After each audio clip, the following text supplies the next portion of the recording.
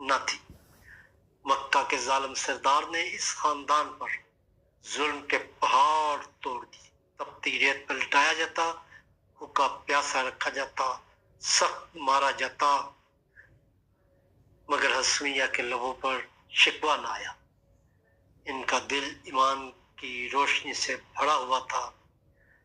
روایات میں آتا ہے کہ رسول اللہ صلی اللہ علیہ وسلم ان مظلوموں کے پاس سے گزرتے اور فرماتے، اے یاسر کے گھر والوں، صبر کرو، تمہارے لیے یہ جنت ہے۔ یہ الفاظ ہے سمیہ رضی اللہ عنہا کے لیے امید، طاقت اور حوصلے کا پیغام تھے۔